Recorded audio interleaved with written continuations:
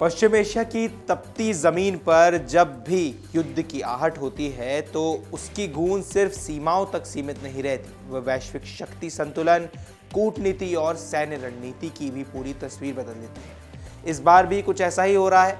28 फरवरी से शुरू हुआ ये संघर्ष अब केवल एक क्षेत्रीय टकराव नहीं रह गया है, बल्कि इसमें दुनिया की सबसे ताकतवर माने जाने वाली सैन्य शक्ति अमेरिका को भी असहज स्थिति में ला खड़ा किया है। जो ताकत अब तक अजेय समझी जाती थी, वो भी सवालों के घेरे में है।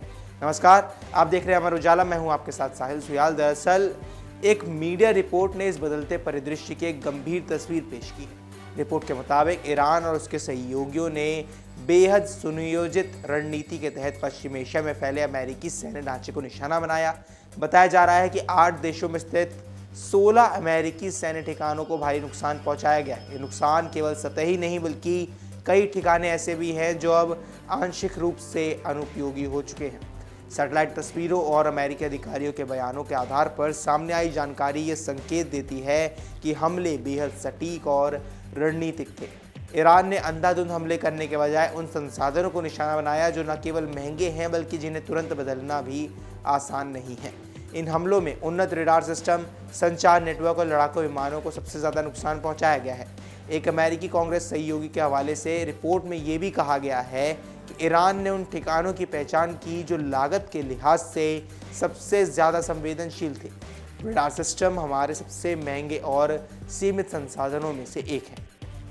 अभी रणनीति दर्शाती है कि ये संघर्ष केवल ताकत का प्रदर्शन नहीं, बल्कि गहरी सैन्य समझ और तकनीकी तैयारी का भी परिणाम है। किसी भी आधुनिक युद्ध में रडार और संचार प्रणाली रीढ़ की हड्डी की तरह होती है। इन्हें नुकसान पहुंचाने का मतलब है पूरे रक्षा ढांचे को अस्थिर कर देना। लेकिन इस युद्ध का असर सिर्फ सैन्य ढांचे तक सीमित नहीं रहा है। इसने पश्चिम एशिया में अमेरिका की विश्वसनीयता और उसके सहयोगियों के भरोसे को भी झटका दिया है। रिपोर्ट्स के अनुसार खाड़ी देशों में अब ये सवाल उठने लगे हैं कि क्या अमेरिका वास्तव में उनकी सुरक्षा की गारंटी दे सकता है। जिन देशों ने अपने यहाँ अमेरिकी सैन्य ठिकानों को जगह दी, वे अब इस साझेदारी पर पुनर्विचार कर रहे हैं। सऊदी अरब के एक अधिकारी के हवाले से ये भी कहा गया है कि इस युद्ध ने हमें ये दिखा दिया कि अमेरिका के साथ गठबंधन ना तो पूरी तरह सुरक्षित है और ना ही अभेद्य। ये हमला अपने आप में इस बात का संकेत है कि क्षेत्रीय राजनीति में एक बड़ा बदलाव होने जा रहा है। जो देश अब तक अमेरिका को अपनी सुरक्षा का सबसे मजबूत स्तंभ मानते हुए चलते थे, अब वे वैकल्पिक रणनीतियों पर भी विचार करने लगे हैं। अमेरिकी अधिकारियों के लिए ये स्थिति अप्रत्याशित रही।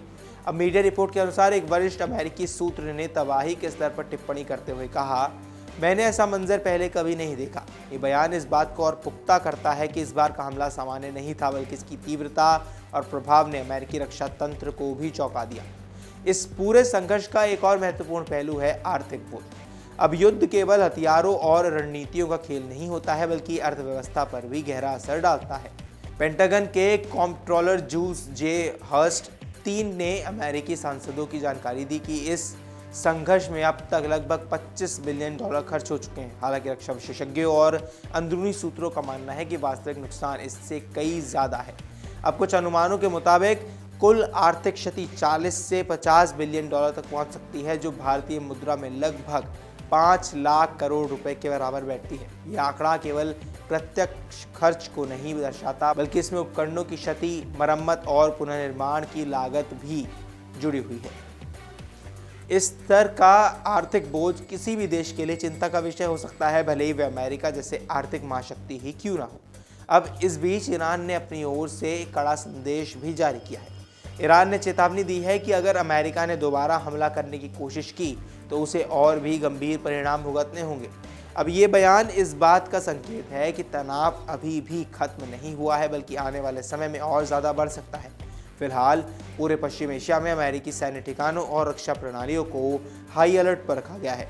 अतिरिक्त सुरक्षा उपाय किए जा रहे हैं और संभावित हमले से बचाव के लिए तैयारियां भी लगातार जारी हैं। इसके लिए कई रणनीतियां भी लगातार बनाई जा रही हैं। लेकिन सवाल ये है कि क्या ये कदम पर्याप्त होंगे या फिर ये संघर्ष एक बड़े युद्ध का रूप लेने वाला है। कुल मिलाकर ये घटनाक्रम केवल एक क्षेत्रीय संघर्ष नहीं, बल्कि ये वैश्विक शक्ति संतुलन में हो रहे बदलाव का बड़ा संकेत है। ये दिखाता है कि आधुनिक युद्ध अब केवल हथियारों की ताकत से नहीं, बल्कि रणनीतिक रूप से भी लड़ा जा रहा है और इसमें आर्थिक मजबूती भी एक अहम पहलू है। अब आने वाले दिनों में ये देखना दिलचस्प रहने वाला है और महत्वपूर्ण भी रहने वाला है कि संघर्ष किस दिशा में आगे जाता है और इसका वैश्विक राजनीति पर क्या कुछ असर पड़ता है। बाकी आपको क्या कुछ लगता है हमें कमेंट सेक्शन पर जरूर बताएं। फिलहाल के लिए इस वीडियो में इतना ही। नमस्कार। अगर आप ये वीडियो YouTube पर देख रहे हैं तो हमारे चैनल को सब्सक्राइब कर बेल आइकन दबाएं और Facebook पर देख रहे हैं तो हमारे पेज को लाइक करें।